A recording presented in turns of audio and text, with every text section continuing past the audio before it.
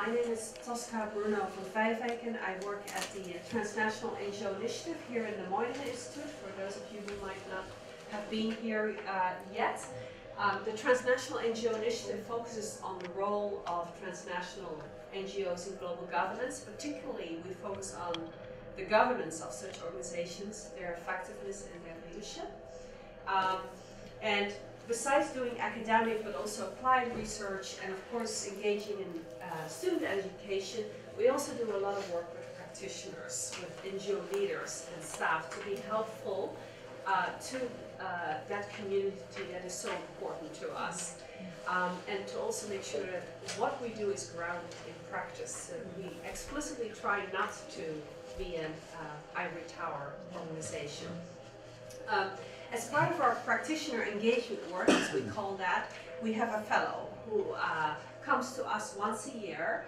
We select a prominent NGO leader who is a thought leader in her or his field and who is actually interested in interacting with academics. There are quite a few NGO leaders who don't necessarily feel that interacting with academia is that useful, and having come from practice myself, I actually have some sympathy for that. I understand why that is the case.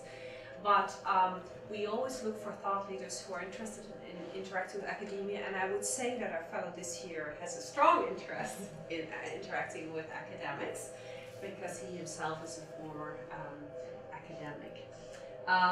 So Uygar Özesmi is our Moynihan TNGO fellow this year. He's been with us for about 1.5 weeks at this point and will leave us by the end of the week. So typically a fellow stays with us to do research with us on an organizational challenge that is important to them as leaders in their particular organization, to do have a bit of time, 2 weeks for rest, intellectual rest and recreation, for reflection, for research, for talking to a couple of Maxwell or SU-wide professors, and to be fed by the research of students such as Zinchen, who's in the room with us today. And while his overall topic is on servant leadership, and he will give a talk on that on Thursday, Uygar today wants to talk to you about a topic that is equally close to his heart, I think, and that is the topic of new trends in mobilizing citizen activists. Now, if you understand Uygar's bio, you will understand why this topic is important. Because Uygar is part of the global management team of Change.org. Who of you have known of Change.org before? I see several hands up. So Change.org is a really exciting, relatively new form of digitally facilitated citizen activism. It's the largest global citizen petition platform. Uygar is also a scientist, as I said before, and an activist in the area of civil society and the environment. He worked, before he came to Change.org, which was only last September, I think, he worked in Greenpeace, where he was the regional director for the Mediterranean region and West Asia, I think. He also worked as an assistant professor and chair of environmental science at, let me see if I can pronounce this, is it Erciyes University? What is it? Erciyes University in Turkey.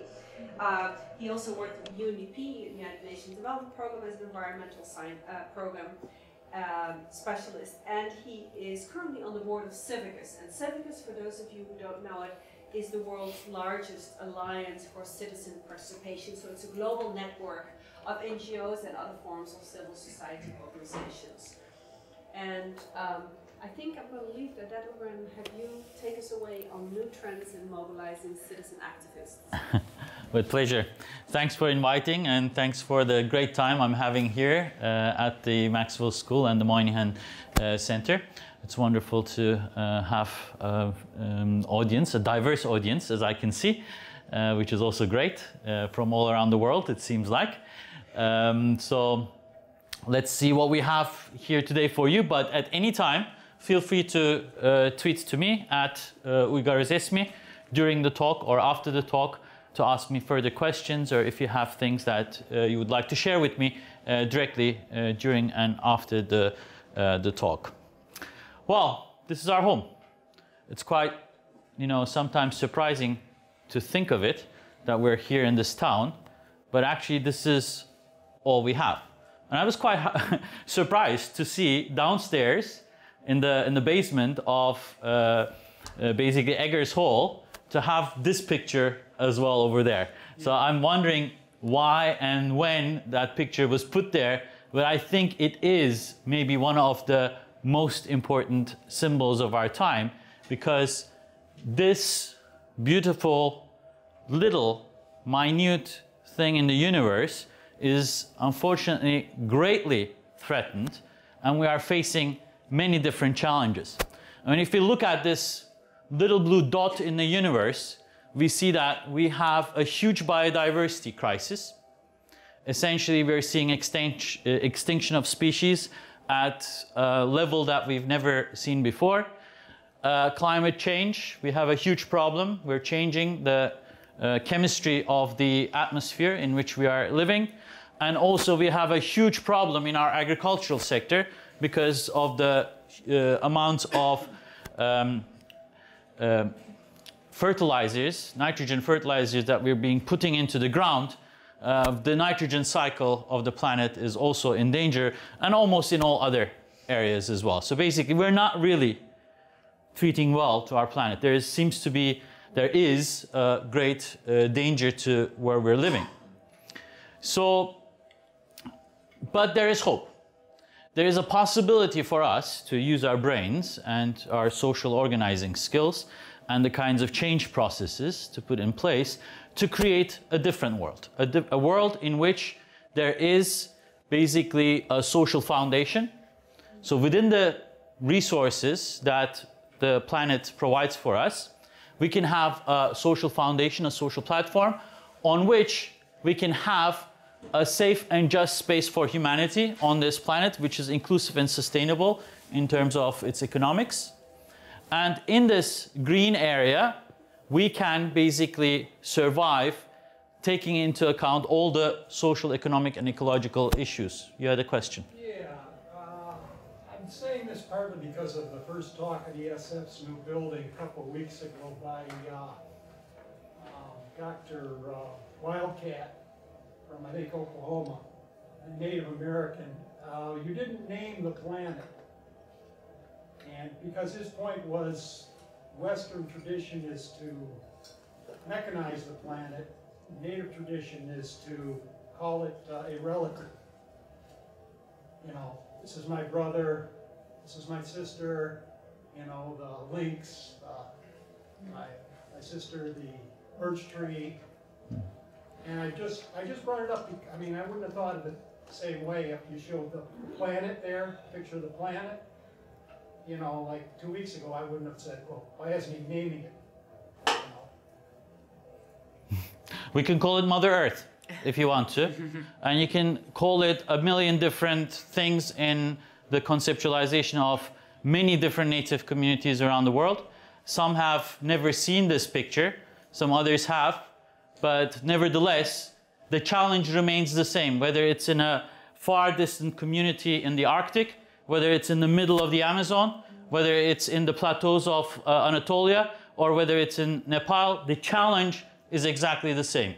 And in this globalized world, what we're facing today is that grim picture, but yet the hope and possibility to create a future with those value systems that the gentleman was saying about, or Western value systems, whatever is available to us to create this kind of safe and just environment. But that needs essentially today a kind of citizen activism, a change process, because when we look at all the trends are showing that it's not going the way. So what are those new trends? What are the kinds of possibilities there?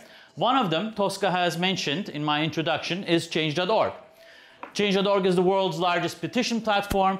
It empowers people, everyone, wherever they are, to start the change that they want to see in the world. And for that, what it does is it doesn't campaign. It's not a campaigning organization. It's not Greenpeace. It's not Oxfam. It's not Amnesty.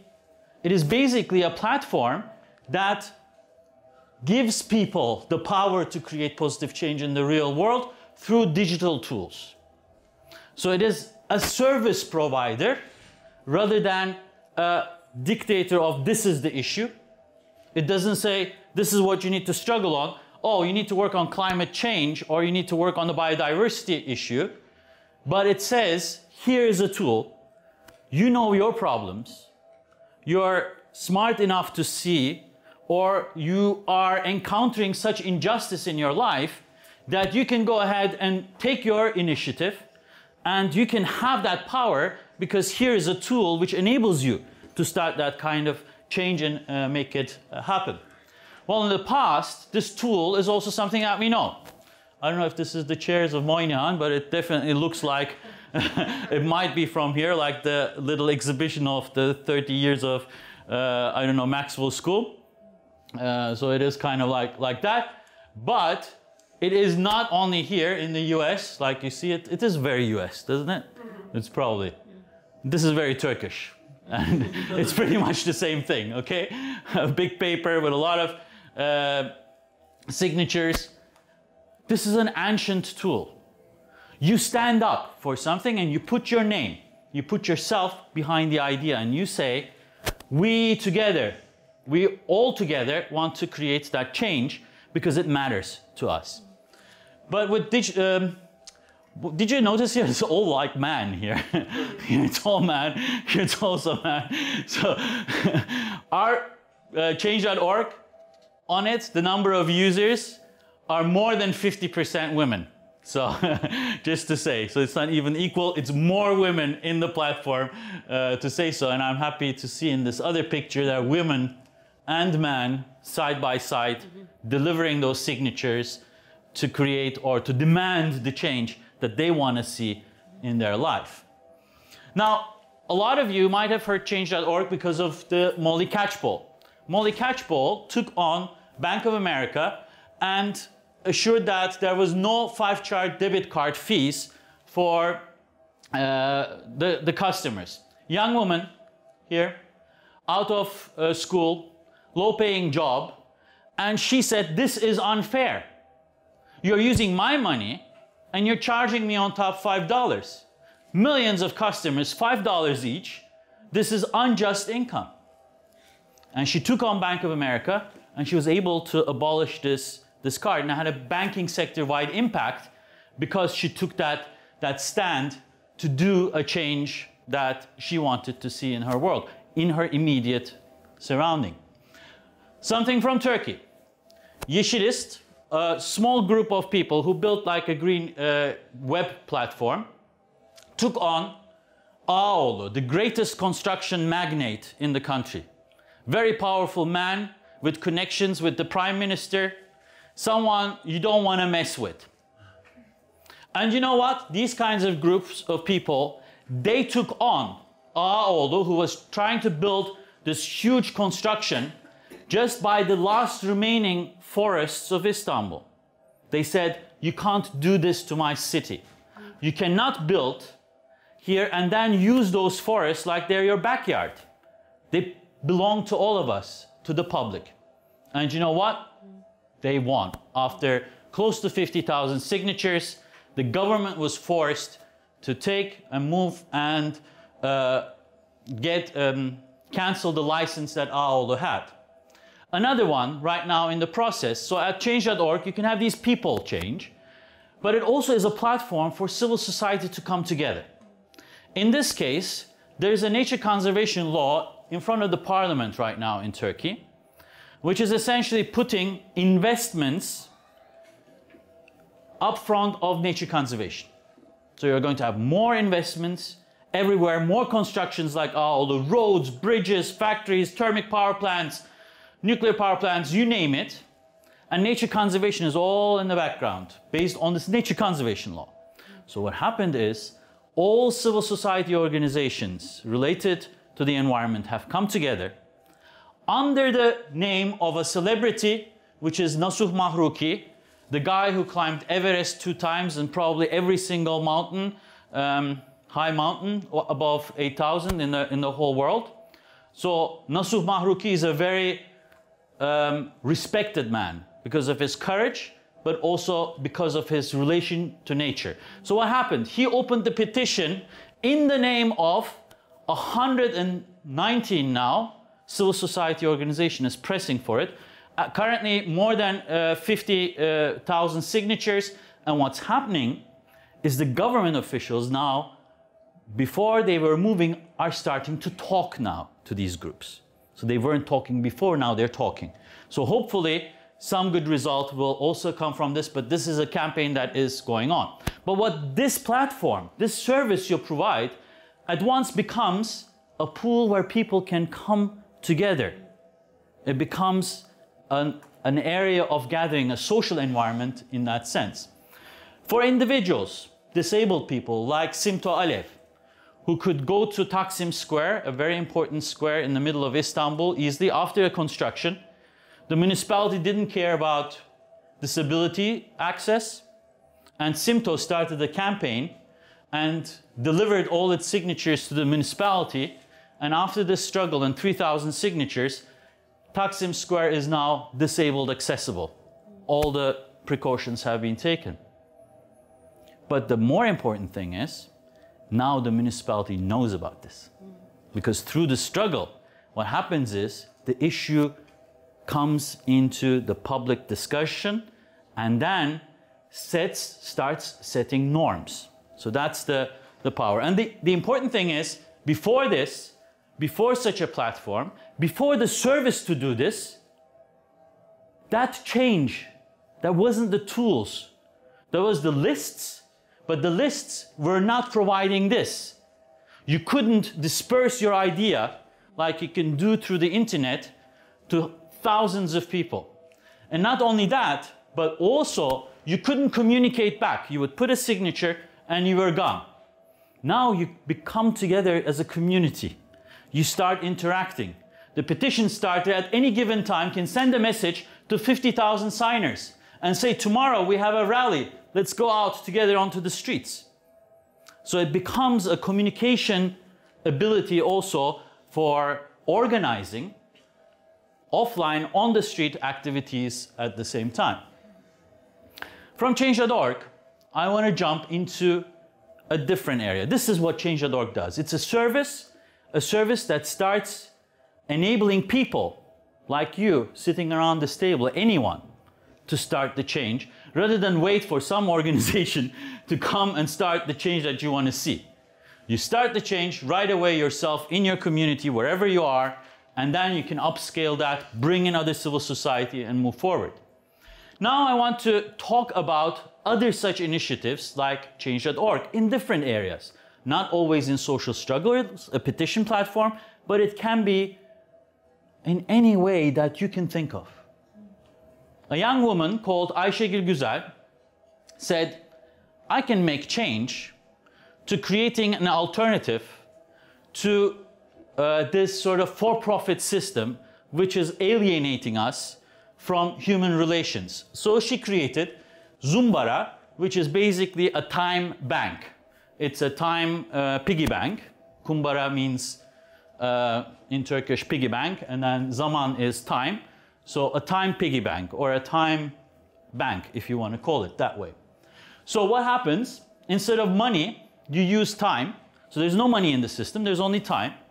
You share services, knowledge and talents on this website, which is called Zumbara, and through that, you create a community of people who are registered to this website.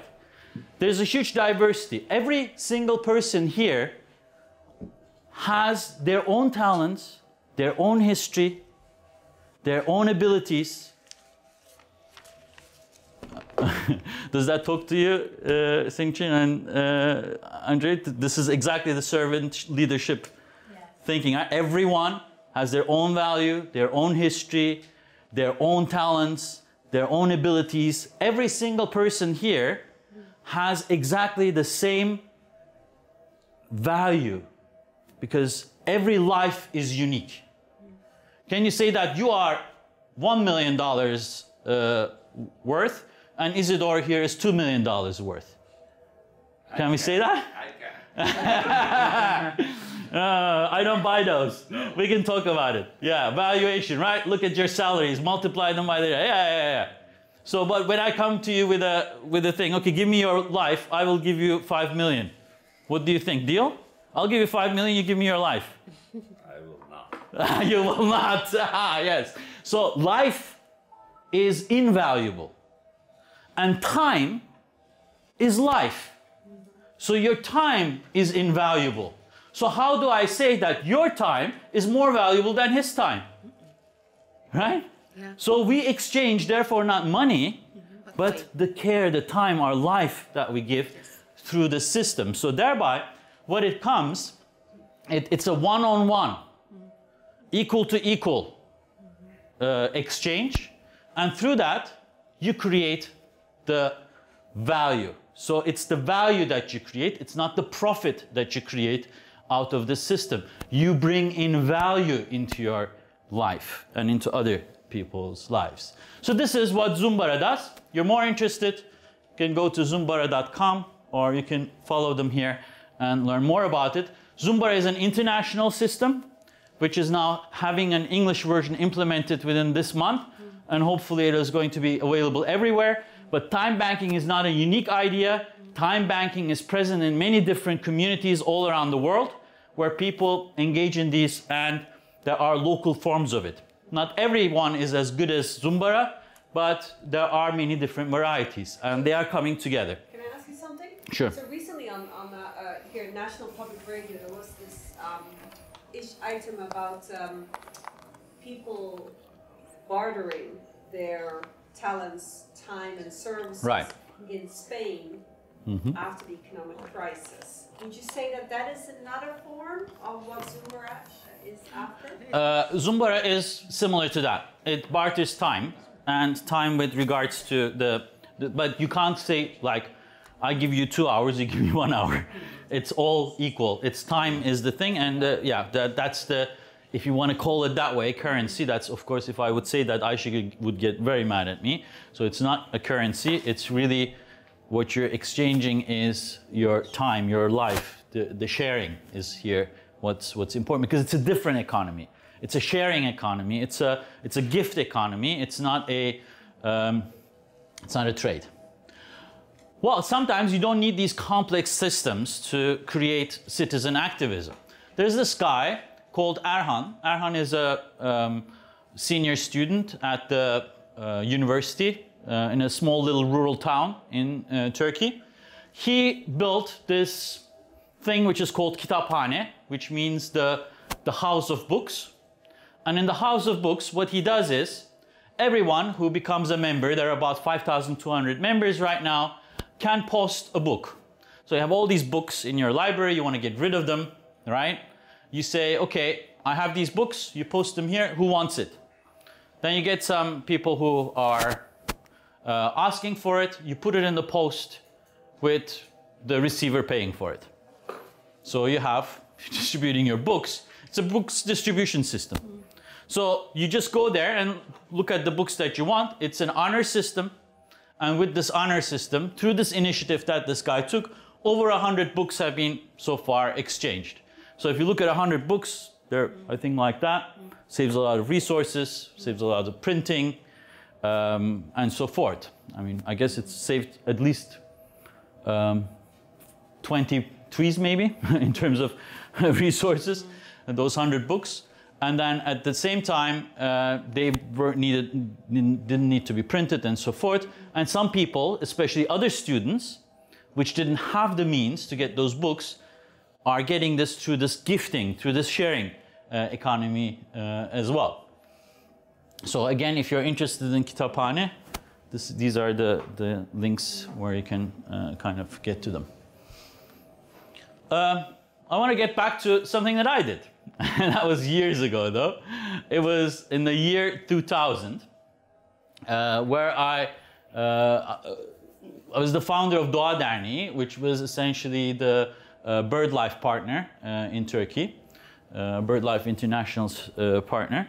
And there, we had all these bird watchers, but all these bird watchers were out there watching birds, but all the records that they were doing were not really going anywhere because they were left in their books and so forth. So what we did is we built a community, we built a centralized web system which is called Kuşbank, which means bird bank. Again, the banking idea is continuing here. And by being a member, and there are about 1,864 members at the time I took this, and there were more than 425,000 inputs into the system in terms of bird observations. So what happened here is when we built Kuşbank, people became members and they started putting in their data, their observations in the field. You can see Stork, S. Gökçe, Kuşçu 55, Cansu Ozan, and so forth. These are the bird watchers which put this data into the system. And once it was in 2001 launched, in 1 year, through this collective action, it created more information on the number and distributions of birds in Turkey than was gathered in the last 100 years. So in 1 year, you were able to collect as much information about birds just because you had this system now of collective action, working together, and through trusting each other again, because this is also an honor system. Not many checks and balances at all in the system. People trusting each other that nobody is going to lie here. And they don't. Of course, we have also some prestige systems to encourage people. You have like lists of people who have input most numbers. And having founded the system, unfortunately, I'm at number 47. So it doesn't mean that you've done the thing that you're going to be number one in using it. There are lots of other people who are using it much better than I was able to use. So you don't have to be the champion in providing the service necessarily. But then you can create reports out of them, bird distribution maps. There's a blog if you want to get more information. www.kuşbank.org and kuşbank@blogspot.com is where you can get more information. Kerem Ali Boyla is now managing this whole system. One of the best bird watchers in Turkey is now fully responsible of this, and he's using it and developing it further every year. This is an initiative that I'm just starting now, which is called Good for Trust, share good deeds and increase trust in society. And this is basically a system in which you have an existing market, and there are good services, just services, which are either organic, fair trade, customer certification, it doesn't matter. But Good for Trust basically identifies those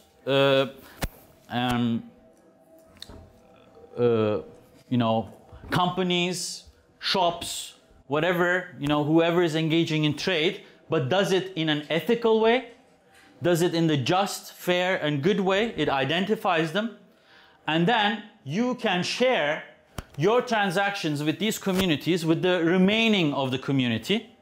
And thereby you create trends and you create a knowledge about the good systems. And you build in a prestige system where users who engage in trade with these kinds of companies rather than the destructive ones, which then increases the economy around the good practices, and over time these good practices hopefully will take over the larger bad and destructive economies basically. So again, you have collective action, working together, being a power of a group, joining the power of your being the, I hate this word consumer because we don't consume anything, we use things, right, of users, in order to create that power of change and increase within society. Yes? So this doesn't just circumvent any parallel government activity, it maybe influences it too. Is that what you're saying? Or any of this activity?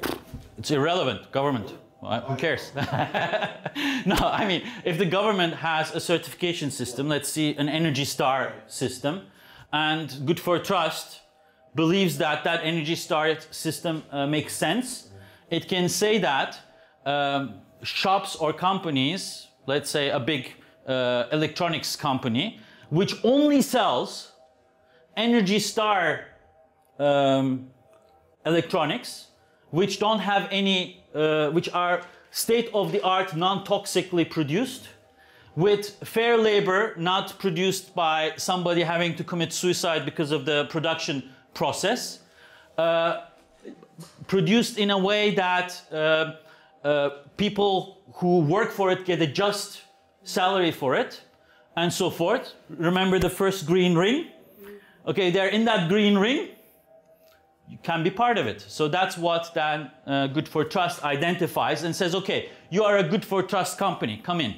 So this is basically what citizens, on a personal basis, certifying that certain businesses are... Exactly. Exactly, and acting as a group. And then communicating that to other citizen users, who will then start using those companies more, and therefore you create the space, commercial space for those Exactly. companies. This is like community-supported agriculture. If you know about community-supported agriculture, this is community-supported trade, in a sense. Okay? Yeah. So, can we currently, you know, change our global governance systems to get rid of these? That's a question. And how do we change those global governance systems?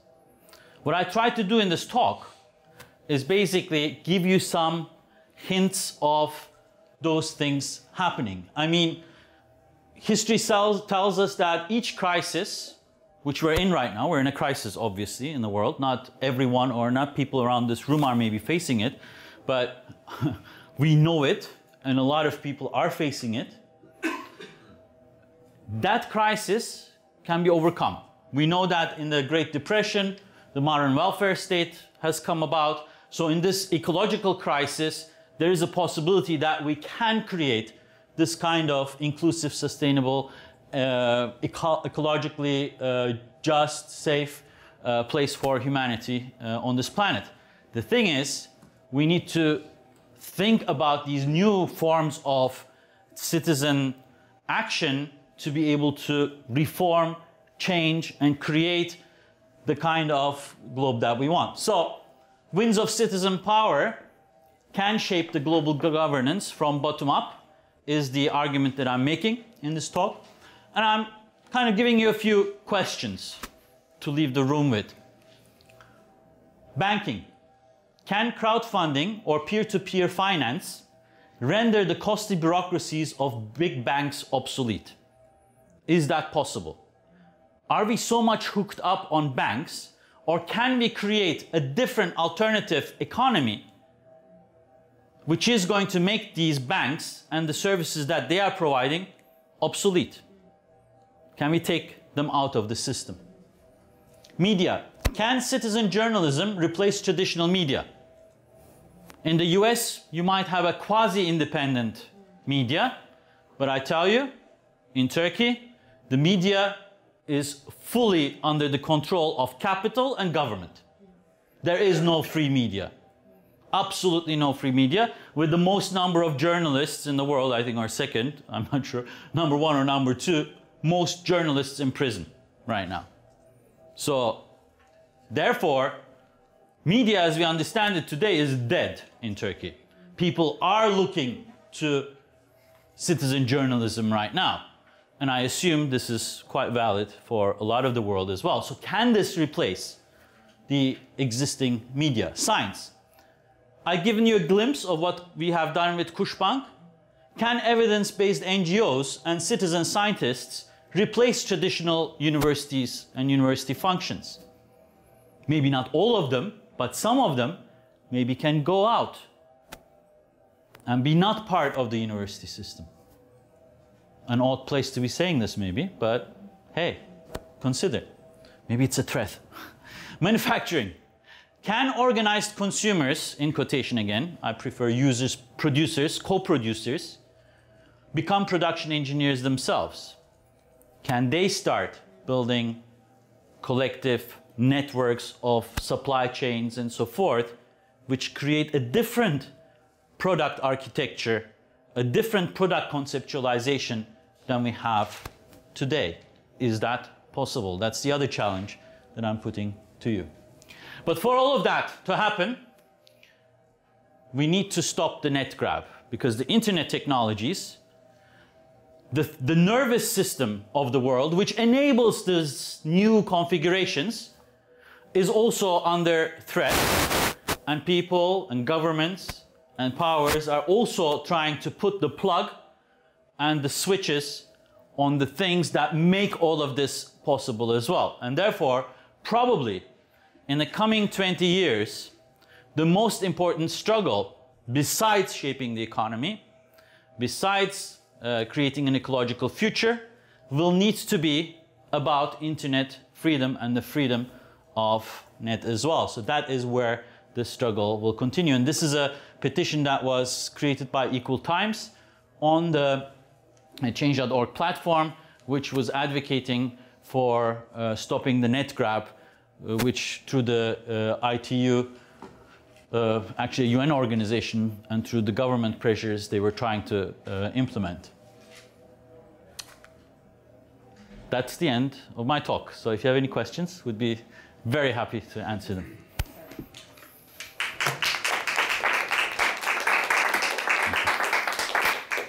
I am from Maxwell School Civic Education Fellow, but I'm coming from Yemen.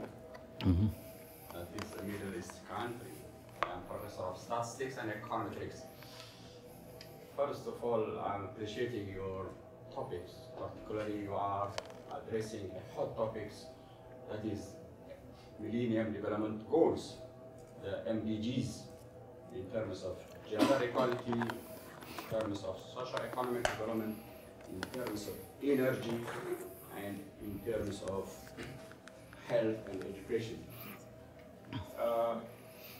Actually, I propose to United Nations Development Program to accept you as advisor of this program, because since 2000, that is 15 years, they are fighting to apply the 8 development goals, particularly in terms of gender equality. And after 15 years, none of these developing countries achieved these goals. There is still crisis in number of governments due to this corruption, due to this bad governance.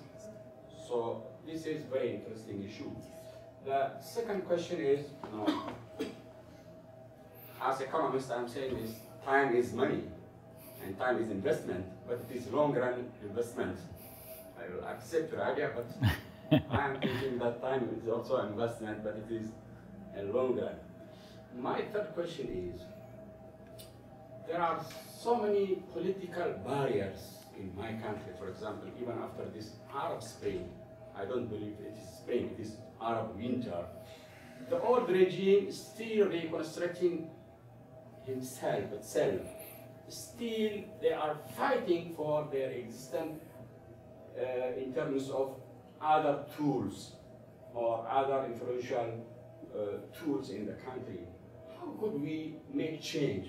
Because the word change in my country, I should go to the jail if I say change. So they are fighting, they don't want the word change. So how could we address these issues and changing the words in this Middle East country or MENA countries? Thank you very much. Do you want to take a couple of questions or one at I'll give this a quick round and then we can continue.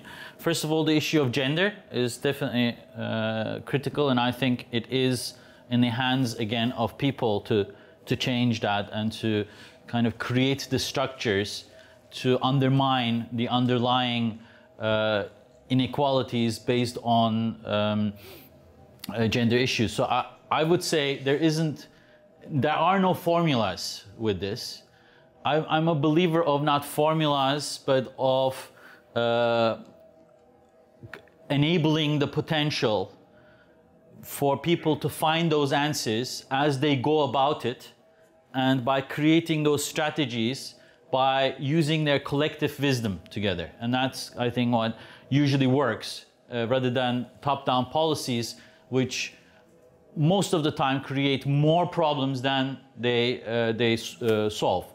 The second issue was in terms of time and time monetization. Obviously today that's not the case, and that's what these guys are doing. They're challenging that, and they're trying to build a different economy. And they're saying whoever wants to join us in that economy, which doesn't have to be exclusively this, but together with the other economy as well, let's transfer some of that over here, and let's have some of the transactions here. That's what they're saying. I'm part of it, and I'm giving mentorship through some students. I'm giving mentorship to students through this Kumbara system. I have 3 students, so I give like 3 hours every week, and then I can get a haircut for 1 hour, and then for 2 hours I get a massage, so that I'm fit and can move forward. And there's no money transaction there. I think it's a fair deal.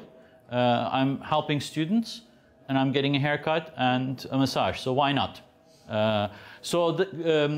I'm not saying this needs to be for investment into larger things, but just to give a sense.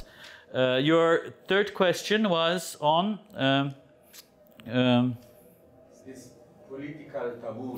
Yemen. Okay. Political struggles are not, again, don't have a formula. There are several different social movements that need to take place in order to have that high level of social change. But crisis is always a good opportunity, and I'm very happy that there are people who are even willing to go to prison and willing to put up their lives for the larger freedom and justice of other people. And in all of those struggles, I'm a true believer of non-violent struggles. And I believe violence only creates more violence, and peace creates more peace.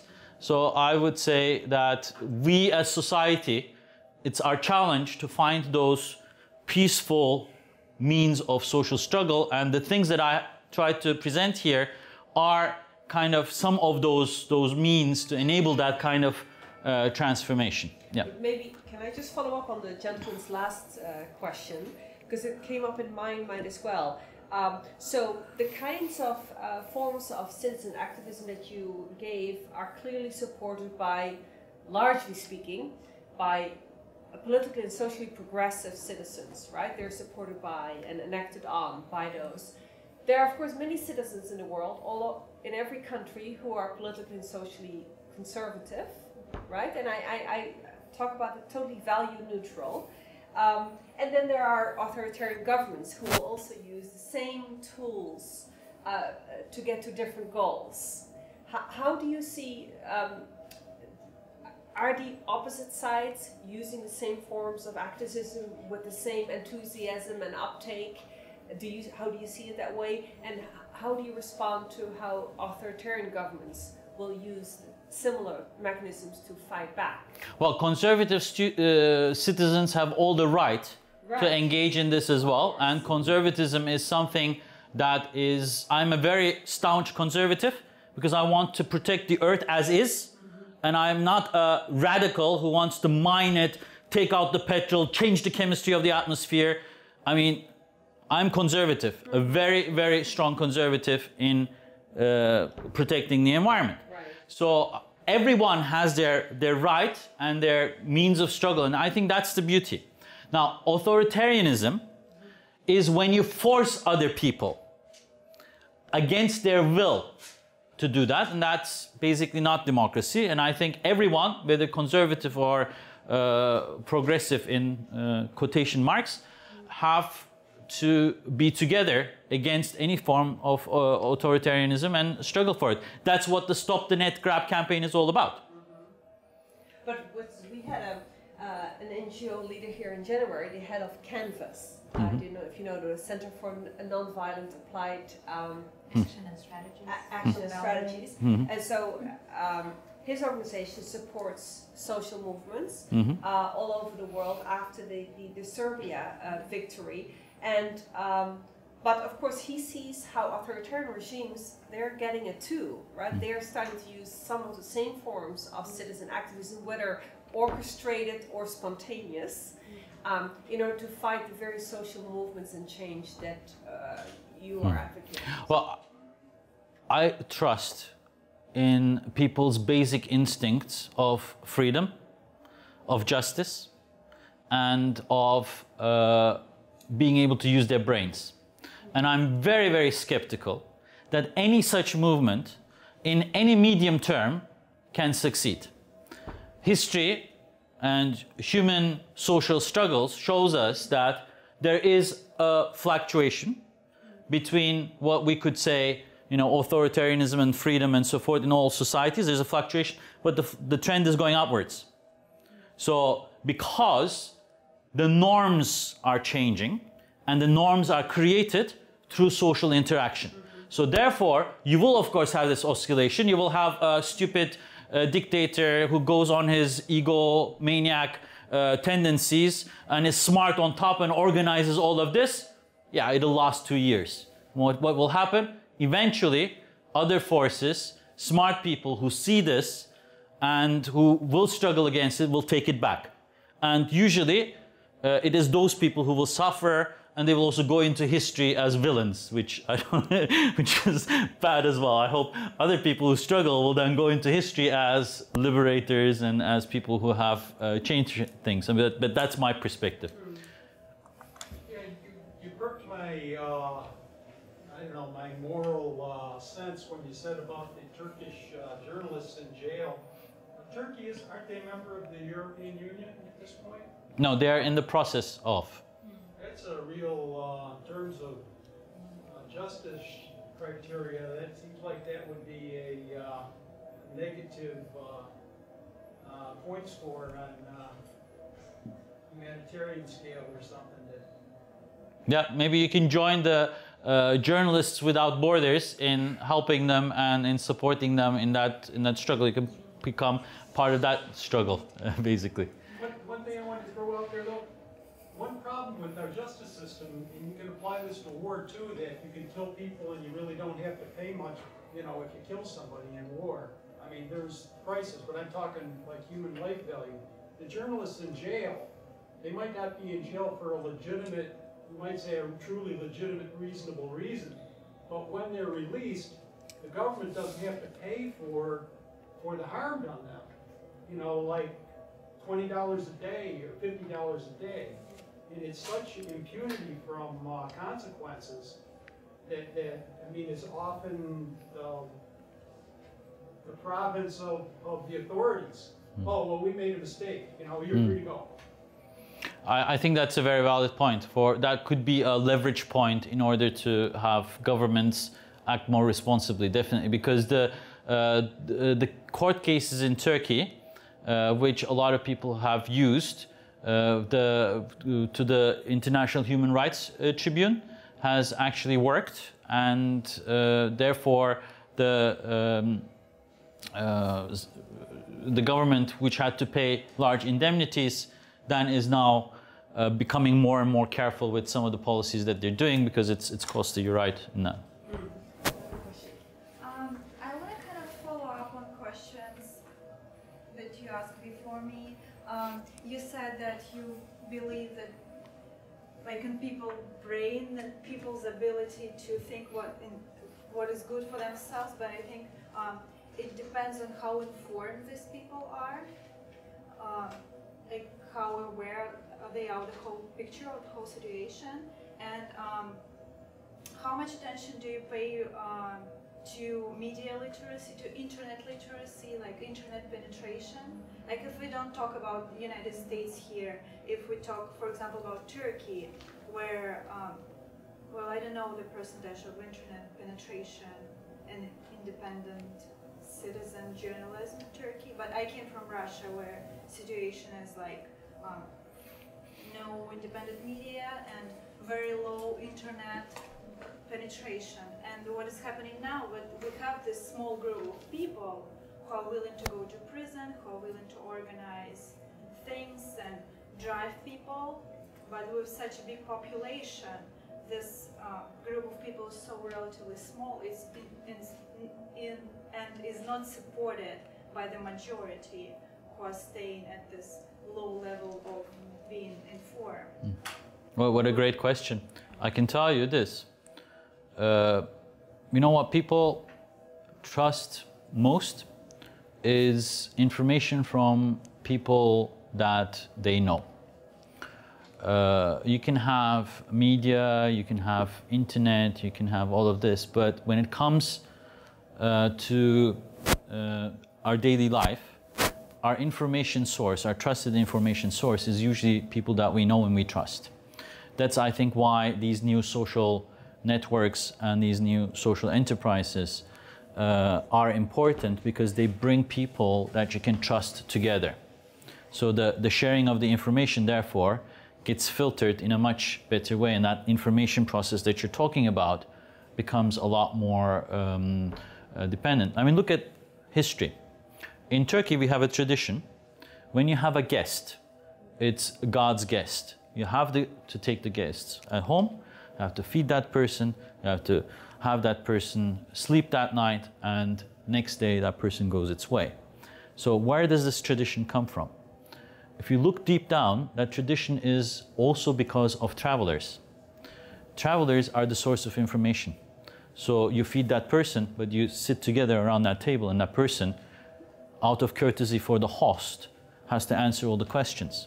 And if that traveler comes by once every year, you get the best information from all around where that traveler has been into that house, and that house gets that information. And then, in the town meeting, transmits that information to others. So today, it doesn't work much different. If you take that model and you adapt it, stretch it, transpose it into today's society, the same mechanism holds true as well. So yes, internet penetration is important, but it's overemphasized when it comes to communication, in terms of getting information out, trusted information out to people. But it is not overrated for creating a community. And what I Spaceless community. What I understand from the increase, the tremendous increase in smartphone usage, for instance, in sub-Saharan Africa, it's not Russia, but still is so rapid that it looks as if in 20 years, a large majority of this world will own a It won't take smartphone. 20 years. Maybe less. Yeah. Will have access to a smartphone, and that will be their main source of internet. Now, you know, governments will continue to fight against what is appearing on the smartphones. Absolutely. They'll try to take control of it, and we will try to liberate it, and that struggle is going to give them. Largely. Yeah, that struggle will take place. That was my final point. That struggle is the struggle of the next coming 10 years. Yeah. Other questions? Hi, my name is Corina. I'm from Romania, and I really enjoyed your presentation. I'm a bit in a cognitive dissonance right now, because here at the Maxwell School, where I taught on how to run big governments and bureaucracies, and apparently all of That's this why is Tosca brings me in to shake up things a little bit. But actually, my question is about mobilizing people outside the online environment. It's very easy, you know, to like things on Facebook. I mean, there are at least 10 causes that I'm joining every day on. You know, I share pictures, I share statuses, I follow them. But then I'm not so sure if this would make me pull out my checkbook and actually send some money, or go to a rally or a demonstration. And I've noticed that with many movements, and I've been following this in Romania, and how active people have become on social media. But when it comes to taking this action offline and actually build some sort of social initiative, the movement dies. So I think you have a lot of experience. Could you maybe address this issue? Well, yeah, basically, that is a myth that on purpose, to have the impotence continue, propagated in society. And that is internet use and internet socializing will not translate. It's a kind of slacktivism, clicktivism, and therefore it's going to eliminate social movements, which is, I think, a big, big lie, because the data says the opposite. People who are engaged in causes just like you, who are, liking, who are sharing, who are doing all of this, are 2 times more likely to engage in behavioral change, and they are also more likely to donate, and they are the people who are change agents. That's what's seen. So liking and doing all of those does not diminish your potency to do social change. It's just the opposite, if you look at the correlations.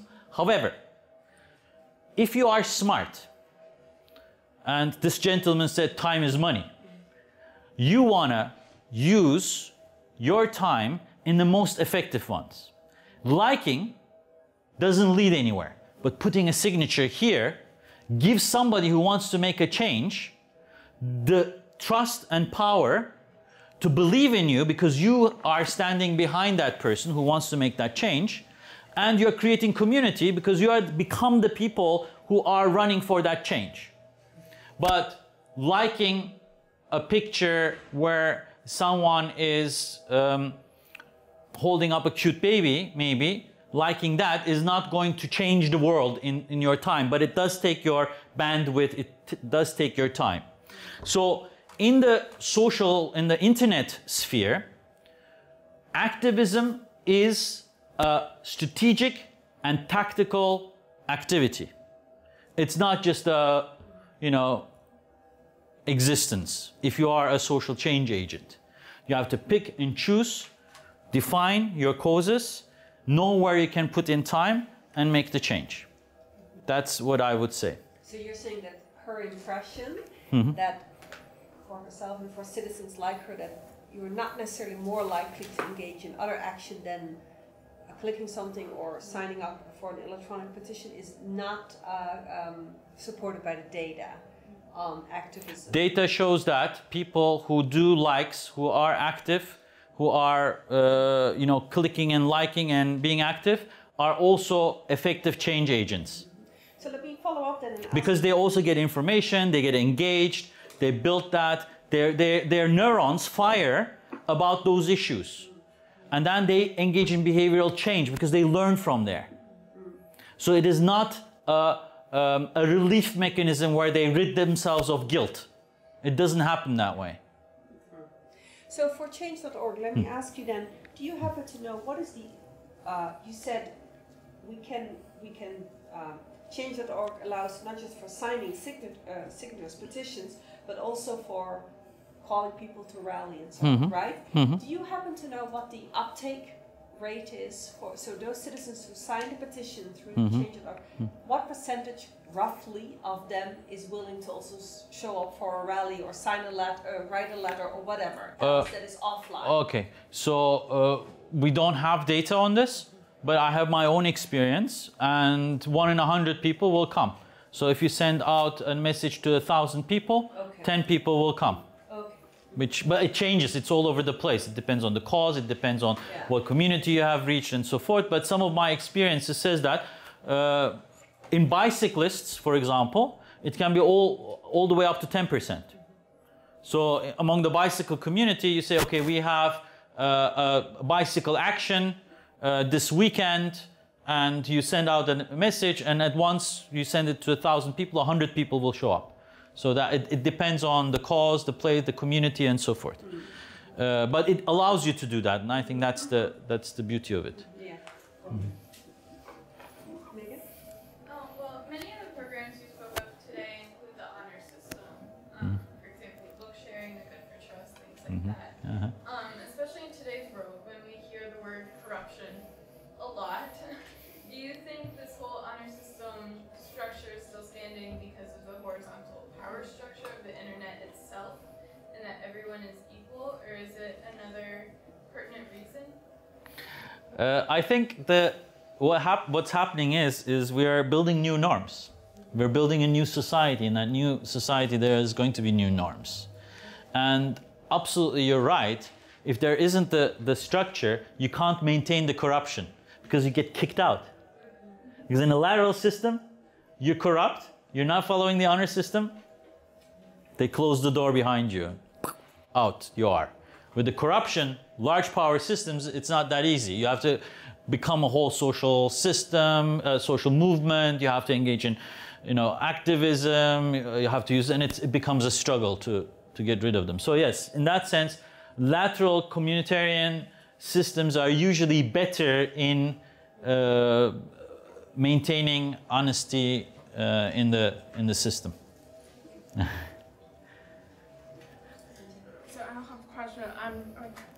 Because I'm from, I studied journalism before, so like I should stand for the professional journalism. Yes, of course, you're going to defend them.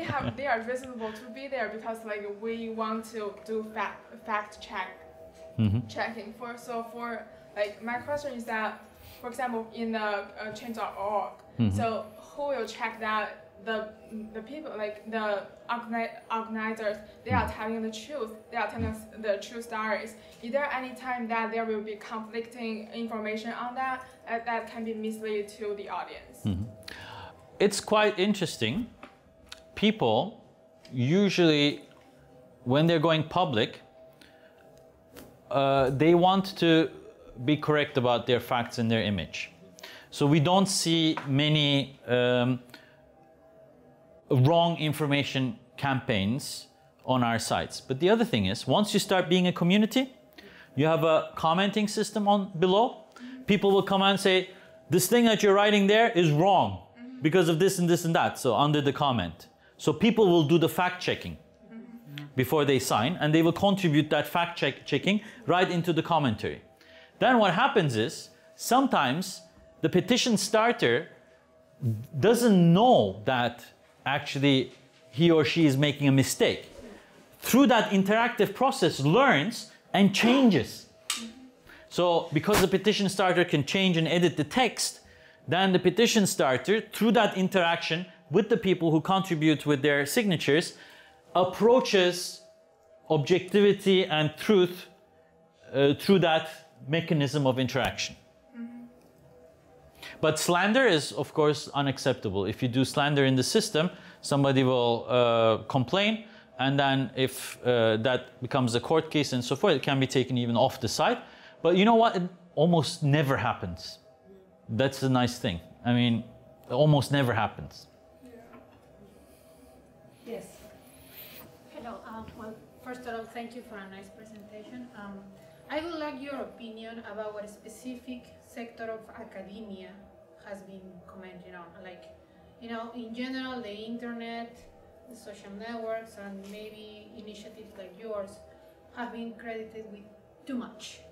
Like, they can do basically everything. Overthrow a dictator, starting new democracies, and so on and so forth. I wouldn't agree.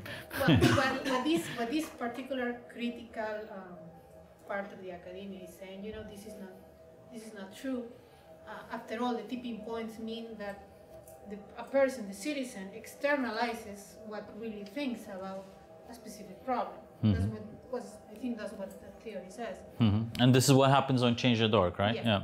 So I would like to know your opinion about that, specifically because, see, initiatives like change.org or like any page in Facebook or any cause, whatever, has the facility to not be 100% controlled by the government, because the internet has this open architecture design, which is very difficult to control. But as you well mentioned, more and more governments have pointed to exercise control on the network. I mean, Dubai, the last ITU meeting was that.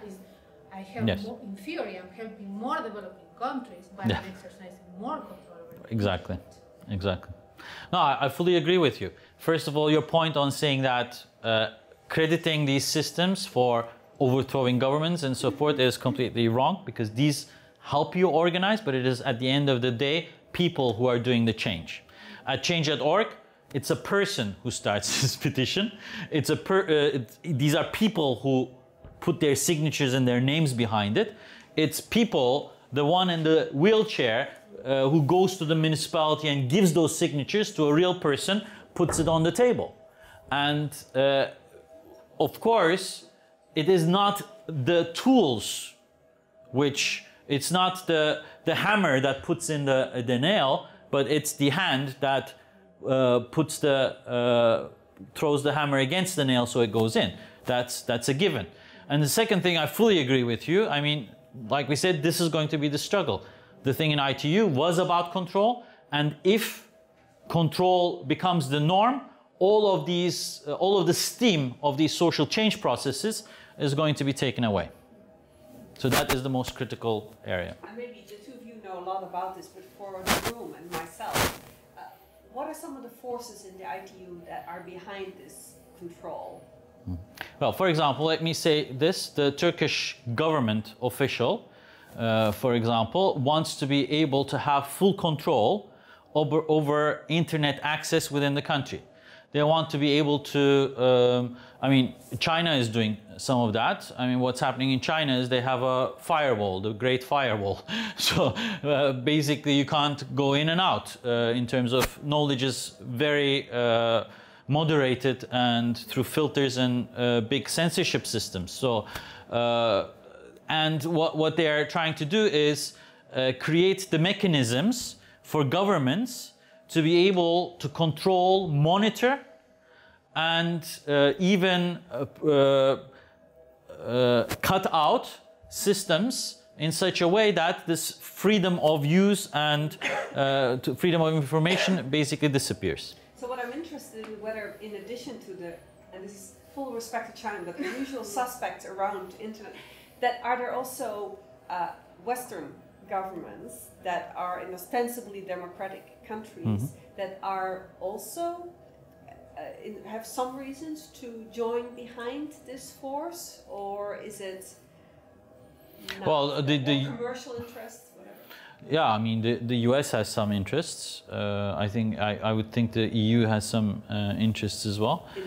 In some in some areas, yes. I mean. I can't tell you exactly where, but because I'm not an analyst of that area, but I have seen, you know, parts in which these have been put forward. Yeah. Yeah, question. Yes, a question. How many people do actually work on change.org? I love it. I absolutely love it. I mean, we have right now. I think over 32 million, we're close to 34 million people using it. And the total number of people who work for change.org are 166 people globally. So basically with very few people supporting a very robust structure, you are able to create an incredible change. That's a tremendous efficiency.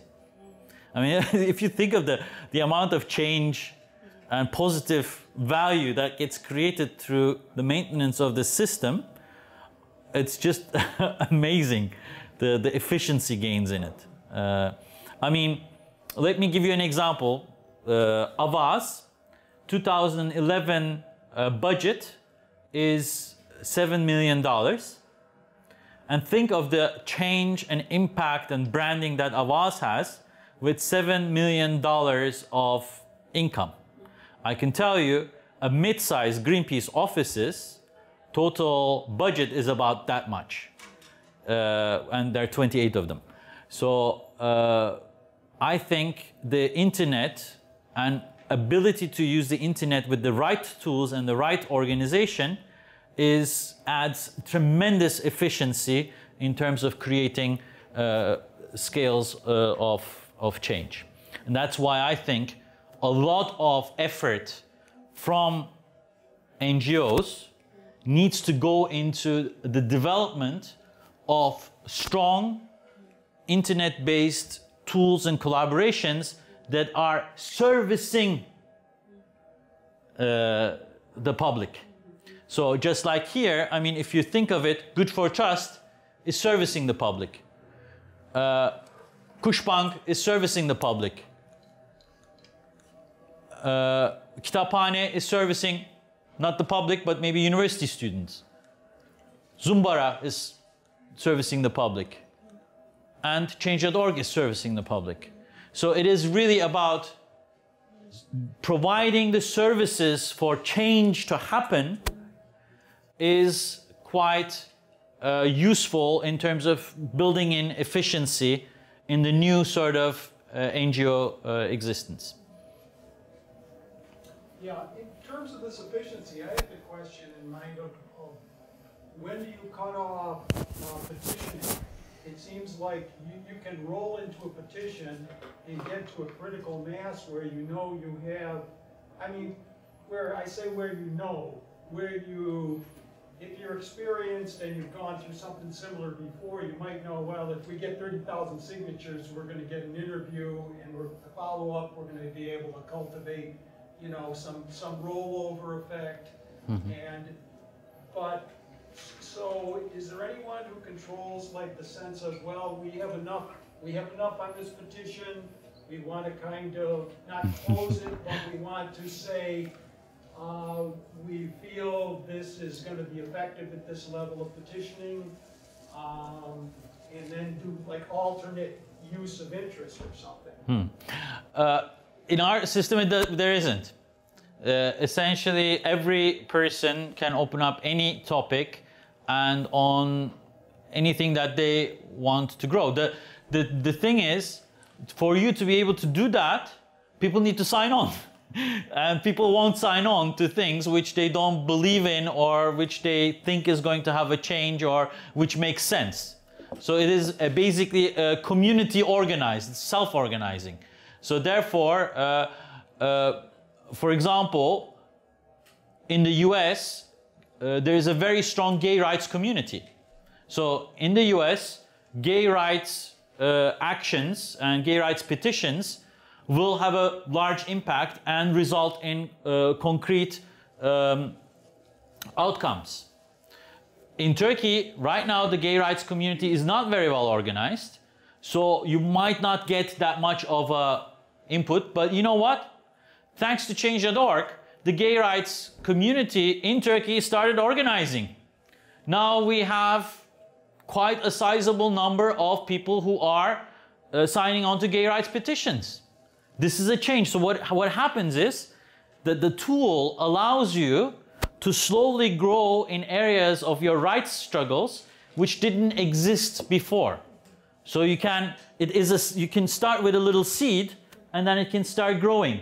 And then maybe, I don't know, 2-3 years down the road, then all those rights areas will start blooming in this ecosystem as well. And the beauty of this Change.org ecosystem is, it is truly like an ecosystem. It's like a meadow. You have like hundreds of beautiful different kinds of flowers, and you have weeds, and you have bees, and you have, you know, birds. It's basically an ecosystem of people engaging in change in the future that they want to see. And I think that's a beautiful thing. And if you try to control it, you put in like pesticides, like this thing they have on advertising, all the weeds. You have a beautiful green lawn. Beautiful green lawn. You kill every single weed there is, every single flower, and so forth, and then you create a monoculture.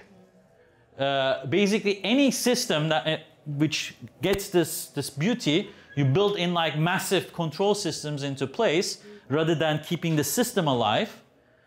That kills the beauty of it. It kills the aesthetic of it. It kills the diversity, the richness of it. It makes it a wasteland, like a lawn, basically. Going back to the role of the media, you say that citizen journalism should replace that is traditional media.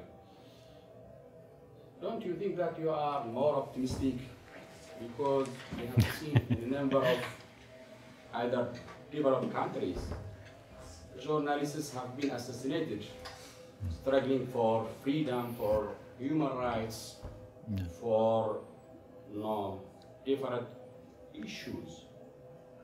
So, what is your opinion in this regard? Well, I think that if you have many journalists, citizen journalists reporting, they are more immune than one journalist who is a very easy target, if you think of it in terms of news production. So collective news production, collective credible news production is better than individualized news collection, because then you're making the target more visible. But of course, that's also an issue of accountability. So I'm not saying this is the solution. I'm asking that question whether citizen journalism can replace, and to what level can it replace, traditional media, and where is that replacement needed is also a question. The offshore project is a good example of what you just said. The offshore project. Would you want to say a few words about it? Well, this is the group of journalists, you know, hundreds of them, thousands of them in all countries, working without media and with media to some extent, collecting a database on offshore banking, the people who are involved, the organizations that are involved, and the question is, who is now speaking for the organization, and who do they come up with it, and they want to keep the collective process so as not to endanger individual journalists and their careers, etc., etc. And this is a fantastic, beautiful example of what you say. Yeah, beautiful example. Sinchen, and we're having another 10 minutes or so. Okay, Keep going. Okay, so I really love the examples you gave in your presentation, and I feel like many of them are local NGOs, and except the Change.org, it is a global NGO, and also the Zambara is going to, it's going to expand it to America. So I feel like, so my question is that, so what do you see are some difficulties for local NGOs to go into global? Is that because of like different culture, or is that physical distance between different users? So what do you see are the difficult for them to go? Well, first of all, Change.org is the world's largest petition platform, but there are many local other petition platforms as well. So it's not unique. There are others as well in the system which are doing similar but differentiated services. For example, in Turkey there is 2 more petition sites. They work slightly differently, but they exist, and they're part of the ecosystem as well. And it's good that there is some diversity. It's good that there's local ones. It's good that there are international ones.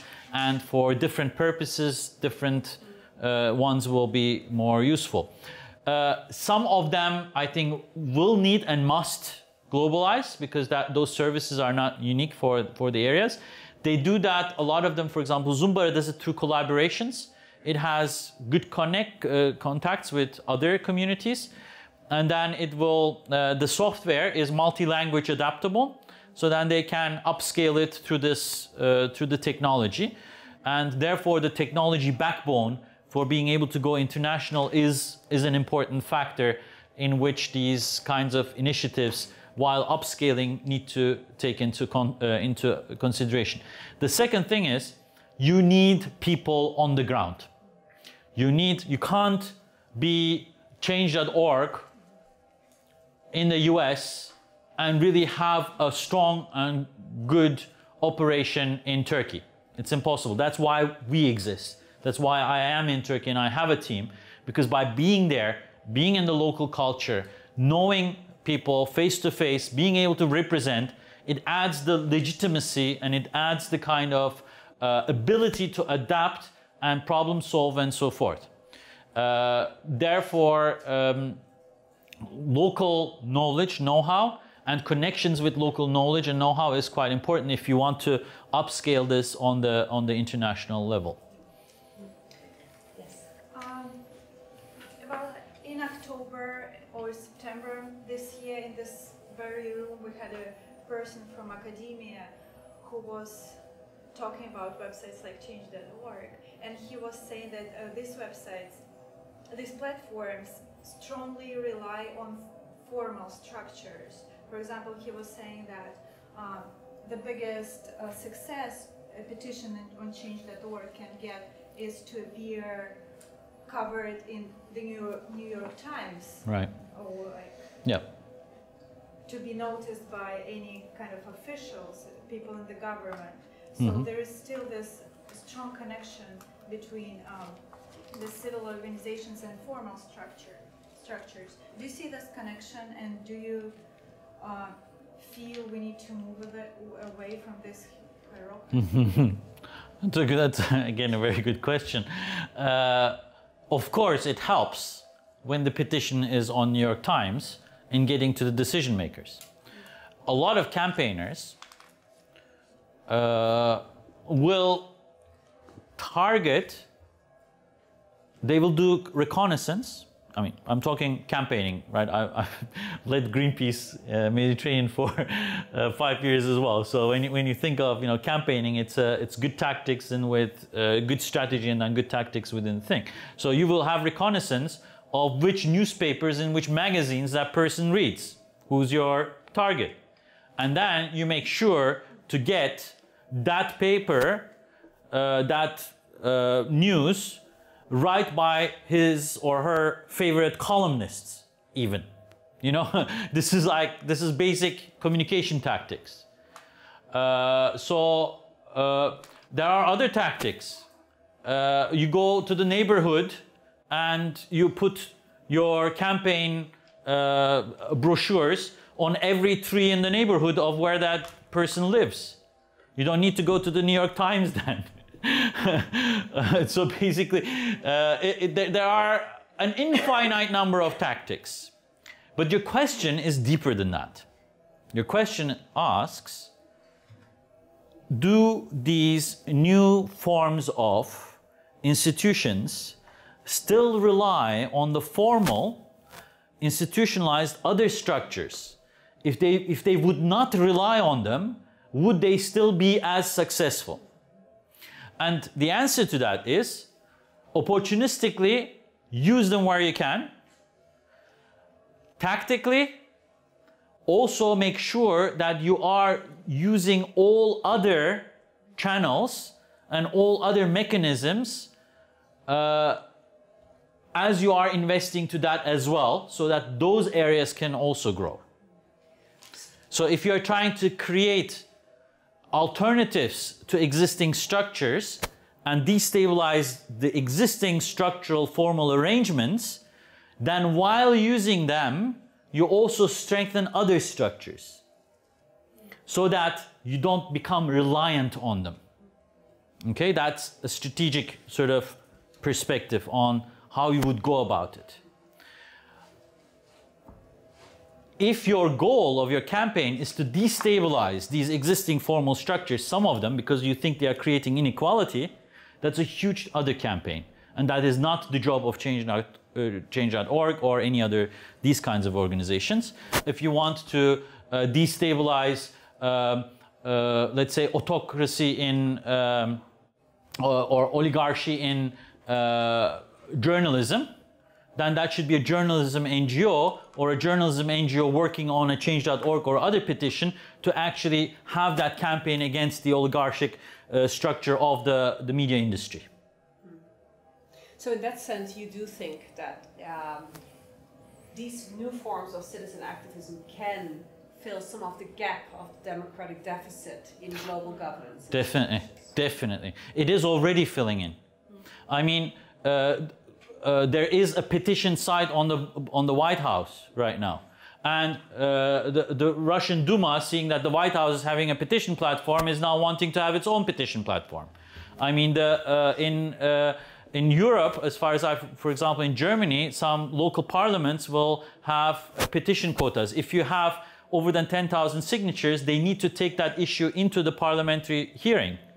So there are these mechanisms already in place, and what these kinds of technologies are doing is they're facilitating, speeding up, and I believe that with the existing development in the internet technologies, we will go more and more into direct democracy, and we'll get more and more away from representative democracy. So direct democracy is going to strengthen through these processes, is my hope. Or I see a trend going there. Let me give you an example. So Switzerland is known for its high potential Direct democracy. Direct democracy. In the city of Basel, where I do alternative currency, time bank, and that kind of stuff, but you need 2,000 signatures to call a citywide vote on any issue. In the country at large, 8 million people, you collect 100,000 signatures and you force a national vote on an issue. Now we have observed that there's many more votes.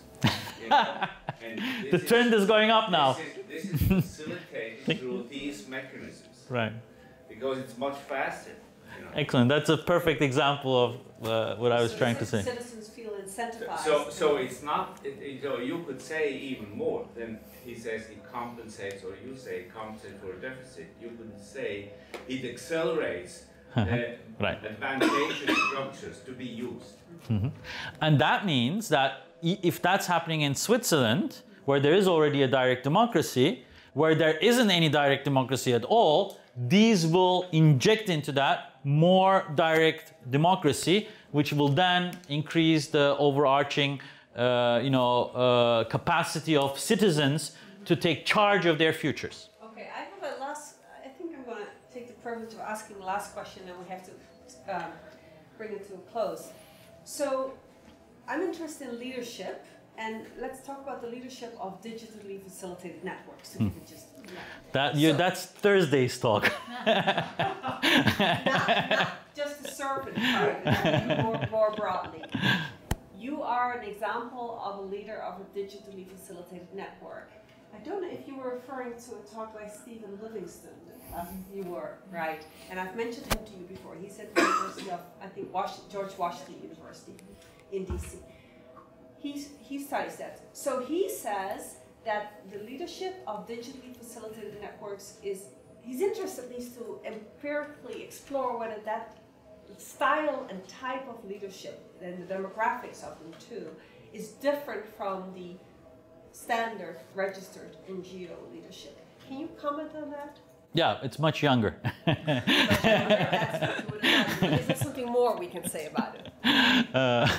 Besides being much younger, I think they are less formal also in their leadership styles. They are what you could say more connected in terms of their organization with their staff. They're more team workers, and that's for sure. They see things as working in teams. They're more, of course, lateral in their approach rather than hierarchical. They're more lateral, and they are closer to servant leadership in general. What I'm saying is, servant leadership is primarily the way it can only exist and go in this new deforming society. That is the basic premise of my talk. And if you want to see how, then you can come on Thursday and I'll explain why I think that servant leadership is really the new wave of leading organizations. Good. Well, that's a good way to end. I want to thank you for a very vibrant discussion. Thank you all for the great questions that everyone asked. It was really fun.